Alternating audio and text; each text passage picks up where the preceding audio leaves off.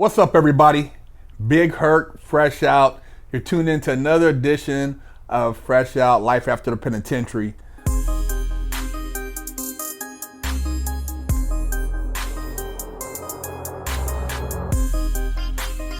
I'm here with the homie Tony from Anaheim, and he's got a hell of a story to tell. We're gonna get it firsthand from him. But first, let me go ahead and let him give a little background on where he's from and how he grew up. I'm Tony. I'm from Anaheim, California. 32 years old. Grew up, in Anaheim, and young age. Ran around with the locals. But caught a case. 5 years. What kind of environment was it? Was it, were both your parents there? Was it a lot of gang influence? Well, yeah. Well, both of my parents were there. I grew up with a good household. Just the basic Hispanic household. The parents always working, always gone. We were left around, running around the neighborhood and shit like that. But we had a good childhood. But just the area we grew up, man. The product of our environment. A lot of family friends, uncles or drug addicts. Okay. Shit like that. There was already a active gang in the neighborhood. So my older brothers, they were running around. So that's like the route we took. Just you kind of followed their path. Yeah. Well, Like I got the tail end of it, of the stuff that they would do with the other neighborhoods and shit like that. So you got no choice, man, but to fight back. Yeah. Fortunately, we caught a case at 19. We ended up getting convicted. I ended up getting convicted for 5 years. Fortunately, my brother, he caught a life sentence, and there's not too much I could discuss about the case because there's still appeals. But on my end, there was a lot of shady shit going on. You know how the system is, man. Mm-hmm. I take full responsibility for my actions. Can you tell the people what kind of case it was, or it was an attempted murder case with gang enhancements. Okay. And there was a victim. There was a victim involved. But it was a lot of he said, she said type of stuff. Oh, okay. So it was a lot of I don't know, a lot of funny shit going on. You know what I mean? But so what happened during the court process? I mean, can you talk about that, or what you experienced while going through the system? Because a lot of people always want to know how does that work? Well, I experienced the first time getting busted. I got busted when I was younger. Getting caught selling weed in 8th grade, man. So I already had a little bit of background with cops and we're taught, man, not to talk to the cops, not to fuck with them and shit, cause there's good and bad, man. But from from our area, the minority, the Hispanics, stuff like that, the brown, the black, we're all pretty much, my opinion, man. From my experience, we're targeted. You know what I mean? Right off the bat. So. I remember getting busted at 19, dealing with the Orange County sheriffs, man, and shit, they were on a power trip, man. Back from 04 through 07. I remember them, they used to single us out at chow, man. Fuck us up, you know what I mean? They'll fuck around. Yeah. You talk to somebody, they fucking single you out, man, with that laser. Take you to the that fucking pointer. I've seen that. That fucking laser, man. They'll take you out to the little elevators, fuck you up, shit like that, man. So that's some of the things that I experienced in the county. State prison. I went to Wasco. Okay. To Wasco for reception. I was there for about 6 months. Bounced around from C yard, D yard, and then from there I got shipped out to California Correctional Facility, Susanville. Okay. I was there on the 3 yard, on the Lassen yard, and it was a whole different trip, man. Up there, you know what I mean, than compared to county. There's a lot more politics. Yeah, definitely, man. That I was already getting like the little runaround of the politics in the county, of how, you know what I mean, because we're all together in the county. We're not really around any other races. In the county, we're with the whites and the paisanos, and then us, the Southsiders. That was our sectors. You know what I mean, in the modules. I was in the modules at Lacey. And then from there, when I went to law school, that's when you're with everybody, man. So that's now the real politics kick in. You know what I mean? Yeah. So now it's you can't fuck with these guys. You can't fuck with these guys. There's lines. The lines you gotta walk through. You can't walk through their area. Stuff like that. Yeah. You can't if they're working out, you can't walk through the middle of their workouts. Yeah, that's like that was like a whole different like thing of getting used to it, you know, because like I remember the homie would be like, hey man, you can't walk through that line right there. That's the blacks, that's the others. They're doing their stuff right there. You can't walk through there. You gotta go around. Oh shit, it's crazy, you know. So it's like it's different shit. You know what are some of the craziest things you've seen in there, man? Because I know, like, going through that, man, you witness some shit and you're like, God damn, man, this shit it doesn't make sense. In the county, in Orange County, I remember, man, there was a guy. He was already down like 6 months, because I fought my case for 2 years in the county, and then I went 2 years upstate. But I remember this guy, man. He was a wood. You know what I mean? And I remember the homies. They let us know, hey man, there's this wood right here. He's been here for 6 months. We thought he was cool. He was a good dude. Well, it turns out, you know what I mean, they caught wind from somebody that he was a fucking pedophile, man. Oh, you know. And they fucking split his wig. They split his wig, man. Yeah. Like, big dude, man. It like, yeah, we fucking everybody wolfpacked that motherfucker. I mean, because he's a pedophile, bro. Yeah. I tell people, you don't get no passes for that shit. Yeah, it don't matter what race you are. They find out. That's like automatic. You guys got to handle it. Yeah, that was some crazy shit right there, man. Yeah, that guy, he got his wig split pretty bad, and he deserved it, man, because he's a fucking pedophile. Sick fuck. Other than that, in the state, you know what I mean, I witnessed crazy shit kick off, you know, like the riots in the dorms. I was in C Yard, and they had the Bulldogs there. You know what I mean? So I know, yeah. So that shit would kick off all the time, especially like if you'd go to medical or something. That's on site with them cats. You know what I mean? That's like the whole, like at a young age, you're just like, oh shit, this is action. You know what I mean? But now that you're older, you're like, fuck, man, it's crazy. Like, it's some crazy shit, man. Up in Susanville, same shit, man. We had the Norteños on the yard. They had the Norteños. Everybody was on the yard, but it was mainly a lot of more like people checking their own. You know what I mean? Yeah. People fucking a lot of internal shit going on. A lot of shit too, because the motherfuckers fucking with drugs. Owing people. When motherfuckers owe, it's like, you know, it kicks it off. I caught like the tail end of I got out in 2009. You were catching the tail end of a lot of like the kite droppers and shit. People that were dropping kites, people that were rolling it up for the drugs. Because they don't want to pay. People that were rolling it up for drugs, getting hit. You know what I mean? It's like, damn, dude, like over fucking drugs, bro. Like, they get in there and still can't pay their debts. Yeah, it's like, man, you're doing that shit in the street. The same thing that you did in the street. You're doing your same habits in here, man. It's like, come on, man. No change. But out in here, though, you're confined. You can't run from the dude who you owe. You know, he's gonna find you. You're gonna get it, man. So, you know what I mean? So, what were some of the things you did to pass your time so that you felt that you were doing something constructive while you were in such a negative environment? A lot of the things that helped me out was like I would hang out with like a lot of the older people, like the older homies. I seek them out like right off the bat, like people that were like the lifers and shit like that.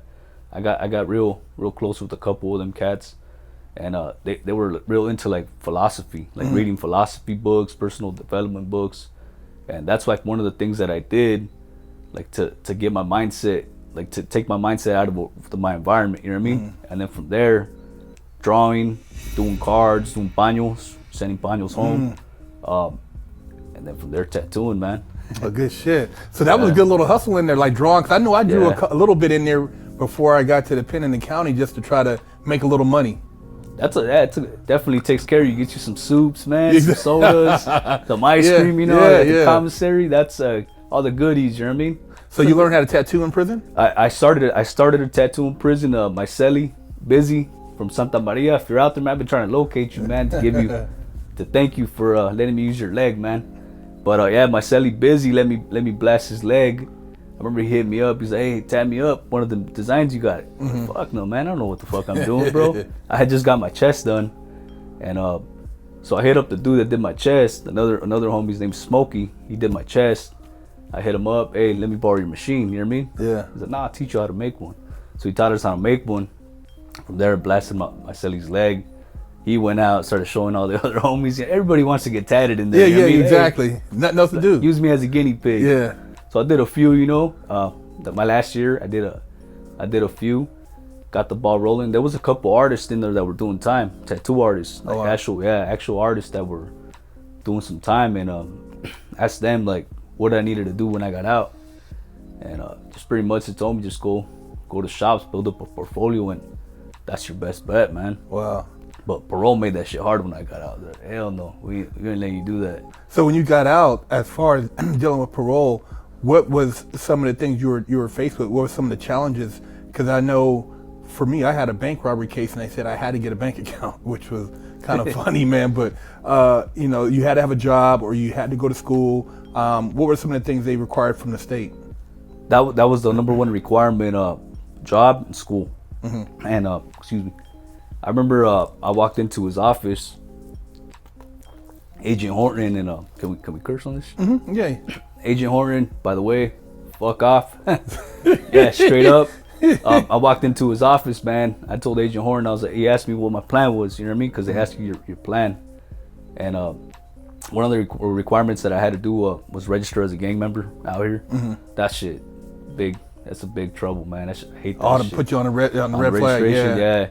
So that was his requirement, register as a gang member. And then from there, you know, that closes a lot of doors automatically to try to get jobs and shit like that. So I asked him, I'm like, hey man, I want a tattoo, you know what I mean? Like I want to pursue tattooing, and I want to design art for a living, you know? Dope. And he told me, hell no, man. Like you need to get a fucking job or go to school. And he gave me some little pamphlet, NTMA, some machining course at work with the fucking with CDC, some man. bullshit. Yeah, so that was the requirements, man, and nobody will hire me, man. Like I would go to a lot of places, and they run the background. That you know the violence shit would pop up, and it was a wrap, man. So I had to do that shit. I had to go to school, and it was tough, man. For I was on high control for about 3 years, so I would say about 2 years out of my being on parole, it was a good struggle, man, with no money. You know, what I mean? Just trying to like figure your way out. Trying to tattoo. I still tattooed. I didn't give a shit what he said. You know what I mean? But I tattooed homies, like homies in the So how on a scale of 1 to 10, how helpful are these people in helping you get on your feet? They're supposed to try to help you. They don't help at all, man. They honestly zero, man. They don't help you at all. There you go. The California Department of Corrections and Rehabilitations is a joke, man, straight up. Because firsthand, man, like you have a parolee that's trying to do something positive, but you're shutting off his options. Mm-hmm. So what are you leaving him with? Go fucking back on the streets, try to hustle, try to do something. Try you gotta support yourself. People rob and shit to get money. So it's like it close you out, man. Like, and a lot of people, like, they don't have support from positive individuals to help them out. You know what I mean? So they go back to the life of crime. The only thing you know, it's a habit, bro. Like, yeah. You know what I mean? That's just my opinion from what I've dealt with them and shit. Well, no, I mean, that's real, because like a lot of these guys getting out of prison, you know, they get out and then knowing that they have the gang background, they don't realize now how many things are already stacked against them, you know, and you got to overcome these things. So what, once you got past that point and you started getting into tattooing, like, how'd you build your business up, man? Because it looks like now you're doing well for yourself. You got, your own studio, man. I mean, that's a success story. From after I got off parole, well, I started tattooing on a lot of people, anybody that would let me work on them, man. And from that point, I worked up a portfolio to approach a shop in Fullerton, California. And there was a guy, Mark Douglas. He gave me my first shot, man. He believed in me. I told him a little bit of my background, and he took a chance, man. Because a lot of these shops, they would hear the parole or like the background, and be like, nah, we don't want no drama, man. Like, we don't want to deal with that shit. Mm-hmm.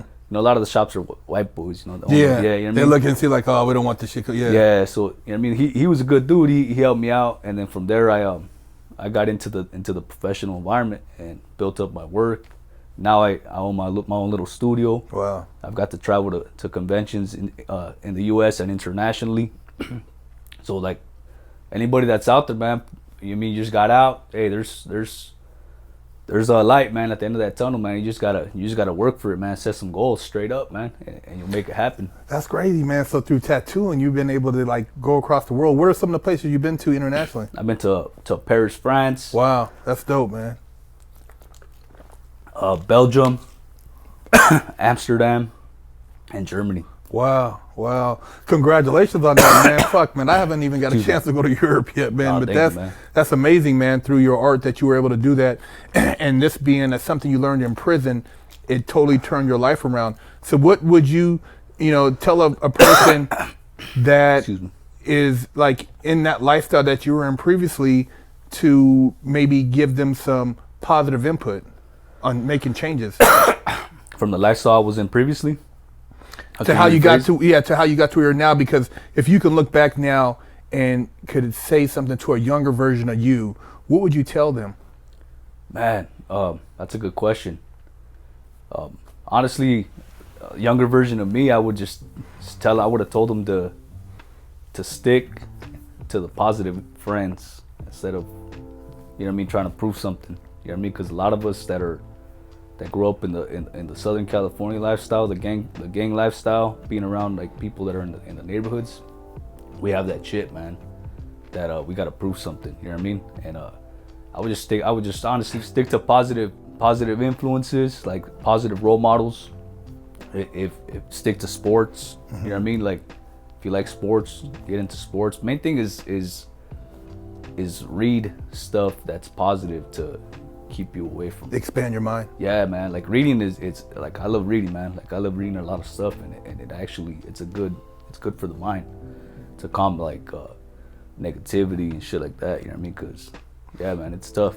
So, what are some of the things you see in your future, in your horizon, as far as what you're doing with your tattoo and art? Because I know I've seen he's got a picture here behind us. This is something you drew? Yeah, it's Okay. a banner for a convention. I see myself keeping expanding my art and continue to travel. I plan to keep on hitting more international expos. Those are coming up. I have the studio here. We want to grow this brand. It's called the Designated Hater Studio, and that's pretty much in positivity, sharing my story and inspiring others. That's like one of my main goals, man. To help others that have been there. You know what I mean? So that's pretty much, man. That's pretty much it. Yeah, so that's great shit, man. I mean, you really, change your life around, man, and to go from the streets to traveling in France and Belgium, dude, that's like, most kids would never think about leaving the neighborhood, and that's, I think, a hell of a story within itself. Is there anything you would like to add as far as concerning who you are, or, anything that you want to do or to share with our fans as far as, beyond what you've already stated?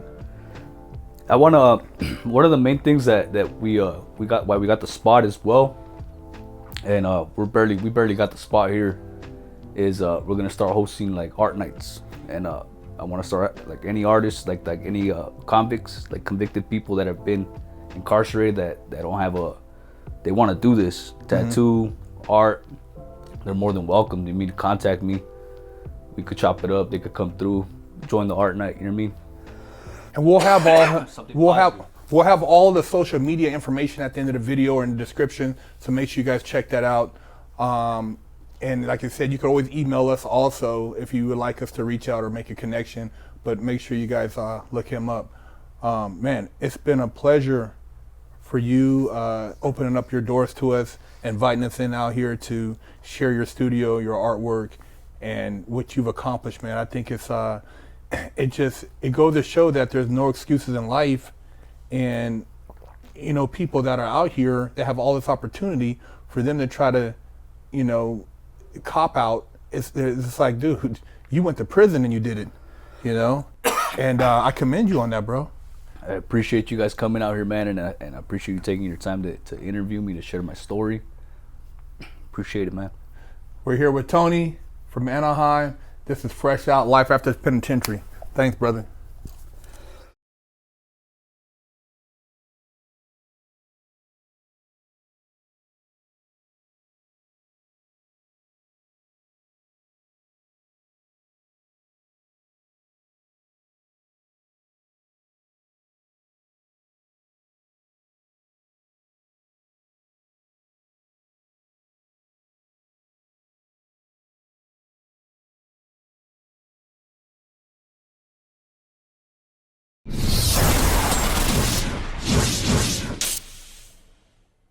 Lockdown's over. Get your yard time in. Exclusively at FreshOutSeries.com.